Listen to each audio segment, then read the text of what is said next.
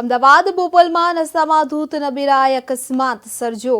આંબલી રોડ પાસે પૂરપાટ ઝડપે કાર ચલાવી અકસ્માત સર્જ્યો તો કાર ચાલકે 3 કાર તથા 5 બાઇકને અડફેટે લીધા હોવાનું સામે આવ્યું છે। તો નશામાં ધૂત નબીરાએ અકસ્માત સર્જ્યો હોવાનું સામે આવ્યું છે। તો અમદાવાદ બોપલ વિસ્તારની આ ઘટના આંબલી રોડ પાસે પૂરપાટ ઝડપે કાર ચલાવી અકસ્માત સર્જ્યો હતો। કાર ચાલકે 3 કાર તથા 5 બાઇકને અડફેટે લીધી તો કાર ચાલકને લોકોએ ઝડપી મેથી પાક ચખાડ્યો।